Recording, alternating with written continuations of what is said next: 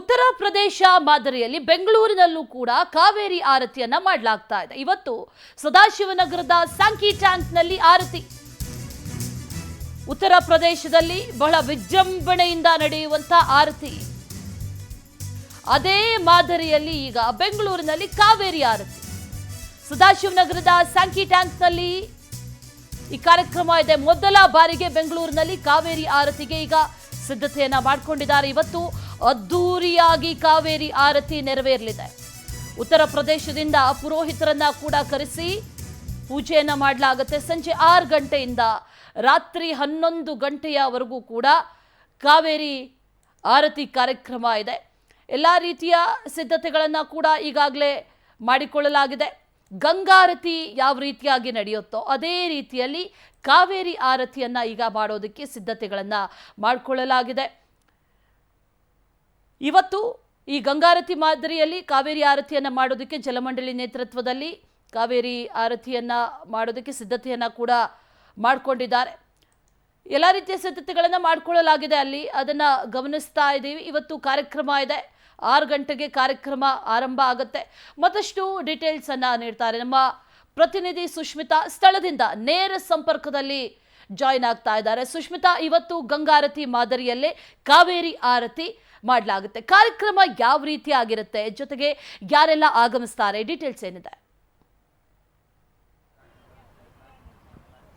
S Ashwini, Ganga ಆರತಿನ ನೋಡಬೇಕು ಅಂತ ಹೇಳಿದ್ರೆ ಸಾಮಾನ್ಯವಾಗಿ ನಾವು ಕಾಶಿಗೆ ಹೋಗಬೇಕಾಗಿತ್ತು. ಆದರೆ ಗಂಗಾ ಆರತಿಯ ಮಾದರಿಯಲ್ಲಿ ಇವತ್ತು ಸದಾಶಿವನಗರದಲ್ಲಿರುವಂತಹ ಸ್ಯಾಂಕಿ ಟ್ಯಾಂಕಲ್ಲಿ ಕಾವೇರಿ ಆರತಿಯನ್ನು ಮಾಡಲಿಕ್ಕೆ ರಾಜ್ಯ ಸರ್ಕಾರ ಹಾಗೆ ಜಲಮಂಡಳಿ ಮುಂದಾಗಿರುವಂಥದ್ದು. ಸದ್ಯ ನಾನು ಇವಾಗ ಸ್ಯಾಂಕಿ ಟ್ಯಾಂಕ್ ಬಳಿ ಇದ್ದೀನಿ.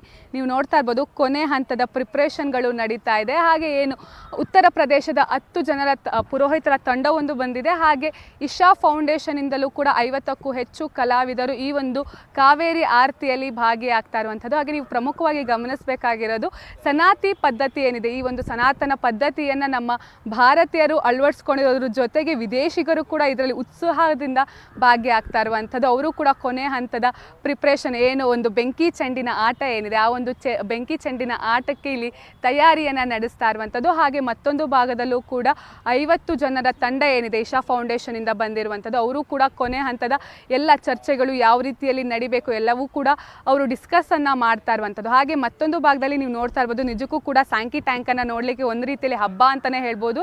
ಮಧುವಣಗಿತ್ತಿಯ ರೀತಿಯಲ್ಲಿ ಈ ಒಂದು ಸ್ಯಾಂಕಿ ಟ್ಯಾಂಕ್ ಅನ್ನ ಅಲಂಕಾರ ಮಾಡಿರುವಂಥದ್ದು. ಹಾಗೆ 6 ಗಂಟೆಗೆ ಶುರು ಆಗುತ್ತೆ. 6 ಗಂಟೆಯಿಂದ 11 ಗಂಟೆವರೆಗೂ ಕೂಡ ಇಲ್ಲಿ ಕಾರ್ಯಕ್ರಮ ನೆರವೇರುತ್ತೆ. ಸಿಎಂ ಹಾಗೆ DCM ಈ ಒಂದು ಕಾರ್ಯಕ್ರಮಕ್ಕೆ ಚಾಲನೆಯನ್ನ ಕೊಡ್ತಾರೆ. ಹಾಗೆ ಇನ್ನು ಸಾಕಷ್ಟು ಜನರು ಬರೋದ್ರಿಂದ VIP ಗಳಿಗೆ ಹಾಗೆ ಸಾವಿರಾರು ಸಂಖ್ಯೆಯಲ್ಲಿ ಜನರು ಭಾಗಿಯಾಗೋದ್ರಿಂದ ಸಾರ್ವಜನಿಕರಿಗೂ ಕೂಡ ಆಸನದ ವ್ಯವಸ್ಥೆಯನ್ನ ಇಲ್ಲಿ ಮಾಡಿರುವಂಥದ್ದು. ಯಾರಿಗೂ ಕೂಡ ಯಾವುದೇ ರೀತಿಯಲ್ಲಿ ತೊಂದರೆ ಆಗಬಾರ್ದು ಅಂತ ಹೇಳಿ ಹೆಚ್ಚಿನ ಭದ್ರತೆಯನ್ನು ಕೂಡ ಇಲ್ಲಿ ಒದಗಿಸಿರುವಂಥದ್ದು. ಹಾಗೆ ಹೂವಿನ ಅಲಂಕಾರ ಆಗಿರ್ಬೋದು, ಹಾಗೆ ನಾವು ಜಾತ್ರಾ ಸಮಯದಲ್ಲಿ ಮಾಡುವಂತಹ ಅಲಂಕಾರ ಎಲ್ಲವನ್ನೂ ಕೂಡ ಇಡೀ ಸ್ಯಾಂಕಿ ಟ್ಯಾಂಕ್ ತುಂಬ ಮಾಡಿದ್ದಾರೆ. ಅದ್ರ ಜೊತೆಗೆ ನೀವು ಗಮನಿಸ್ತಾ ಇರ್ಬೋದು, ಎಲ್ಲವೂ ಕೂಡ ಅಂದರೆ ಎಲ್ಲ ಸಿಬ್ಬಂದಿಯೂ ಕೂಡ ಅಷ್ಟೇ ಚುರುಕಿನಿಂದ ಕೆಲಸ ಮಾಡ್ತಿರೋದು. ಯಾಕಂತ ಹೇಳಿದ್ರೆ ಇತಿಹಾಸದಲ್ಲಿ ಮೊದಲ ಬಾರಿಗೆ ಇಲ್ಲಿ ಗಂಗಾ ಆರತಿ ಮಾದರಿಯಲ್ಲಿ ಇಲ್ಲಿ ಕಾವೇರಿ ಆರತಿ ಆಗ್ತಾ ಇರುವಂಥದ್ದು. ಅಂದರೆ ವಿಶ್ವ ಜಲ ದಿನಾಚರಣೆ ಏನಿದೆ ಅದರ ಪ್ರತಿಜ್ಞಾ ವಿಧಿಯನ್ನು ಇವತ್ತು ಸ್ವೀಕರಿಸುವಂಥದ್ದು. ಒಂದೊಂದು ಹನಿ ನೀರು ಕೂಡ ಎಷ್ಟು ಮುಖ್ಯ, ಆ ಒಂದು ಹನಿ ನೀರನ್ನು ನಾವು ಎಷ್ಟರ ಮಟ್ಟಿಗೆ ಉಳಿಸ್ಬೇಕು ಅನ್ನುವಂಥ ಒಂದು ಬೃಹತ್ ಪ್ರತಿಜ್ಞಾ ವಿಧಿಯೂ ಕೂಡ ಇಲ್ಲಿ ಕಾವೇರಿ ಆರತಿ ಮಾಡುವ ಮೂಲಕ ನಡೆಯುತ್ತೆ. ಹಾಗೆ ಕೇವಲ ಕಾವೇರಿ ಆರತಿ ಅಷ್ಟೇ ಅಲ್ಲದೆ ಅದಾದ ನಂತರ ನೀವು ನೋಡ್ತಾ ಇರ್ಬೋದು, ಇದು ಕೂಡ ಇತಿಹಾಸದಲ್ಲೇ ಮೊದಲ ಬಾರಿಗೆ ಫ್ಲೋಟಿಂಗ್ ಬ್ರಿಡ್ಜ್ ಮಾಡಿ ಅಲ್ಲಿ ಒಂದು ಸಂಗೀತ ರಸ ಸಂಜೆಯೂ ಕೂಡ ಇರುವಂಥದ್ದು. ಸಾಕಷ್ಟು ಕಲಾವಿದರು ಇಲ್ಲಿ ಬಂದು ಹಾಡುವುದರ ಮೂಲಕ ಬರುವಂತಹ ಎಲ್ಲ ಸಾರ್ವಜನಿಕರಿಗೂ ಕೂಡ ರಂಜಿಸ್ತಾರೆ. ನೀವು ನೋಡ್ತಾ ಇರ್ಬೋದು, ಅಂದರೆ ಒಟ್ಟಿನಲ್ಲಿ ಬಿರುಸಿನಿಂದ ಈ ಒಂದು ಕಾವೇರಿ ಆರತಿಗೆ ಎಲ್ಲ ತಯಾರಿಗಳು ಕೂಡ ಮಾಡ್ತಾ ಇರುವಂಥದ್ದು. ಇವತ್ತು ಕೊನೆ ದಿನದ ಸೆಷನ್ ಆಗಿರೋದ್ರಿಂದ ಸಾಕಷ್ಟು ಸಚಿವರು ಶಾಸಕರು ಎಲ್ಲರೂ ಕೂಡ ಭಾಗಿಯಾಗುವಂತಹ ನಿರೀಕ್ಷೆ ಇದೆ. ಒಟ್ಟಿನಲ್ಲಿ ಇತಿಹಾಸದಲ್ಲಿ ಈ ಒಂದು ಏನಿದೆ ಕಾವೇರಿ ಆರತಿ ನಿಜಕ್ಕೂ ಕೂಡ ಒಂದು ಮೈಲುಗಲ್ಲಾಗೋದ್ರಲ್ಲಿ ಯಾವುದೇ ಡೌಟ್ ಇಲ್ಲ ಅಂತಾನೆ ಹೇಳ್ಬೋದು Ashwini. Okay Sushmita, thank you ಡೀಟೇಲ್ಸ್ಗೆ.